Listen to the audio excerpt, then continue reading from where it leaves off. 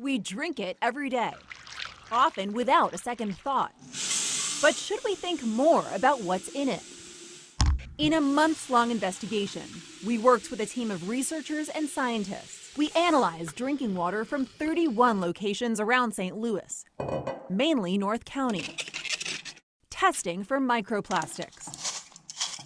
Have you ever heard of microplastics? No, I don't think so. Absolutely not. Yes. Yeah, kind of. Not everyone's so sure. Microplastics are extremely small pieces of plastic found in our water supply. They're less than 5 millimeters in length, about the size of a sesame seed or smaller, the result of consumer products and industrial waste. So what did the study show? Of the 31 drinking water samples collected, 87% had so-called normal levels of microplastics, pretty much within the range of what you'd find in most of the country. One location in North City had a level 3 times as much. Researchers say it could be due to a number of things, most likely the pipes within the home. They'll be doing more testing to find out. Less than 10% had no detectable levels of microplastics.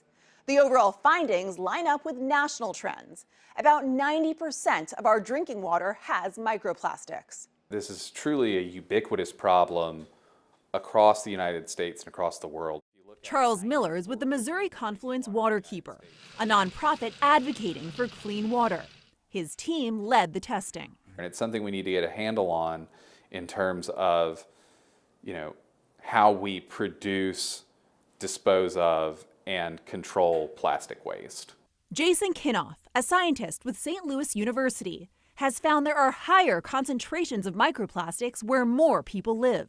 And so it's disproportionately affecting urban systems, and that's of concern. The World Health Organization says there's no known risk of microplastics, but there's also not a lot of data. Scientists have urged more research. And that's, I think, the thing that is most worrisome, is that we're not certain what's happening with these microplastics. For now, Kinoff says the number one thing each of us can do is to limit how much plastic we use.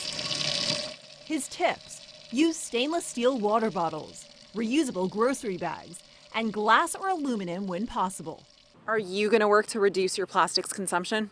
I try to recycle when I can. I don't really buy bottled water when I'm at home. I don't take plastic bags when I shop. I always have this big metal bottle with me. Many people say it's going to take government action to limit plastics in a big way. I interviewed a Missouri lawmaker who's been trying to curb the sale of plastic bags here in Missouri. She's tried and failed for 7 years. At least 12 states have banned single-use plastic bags. For the I-Team, Paula Vasan, 5 on your side.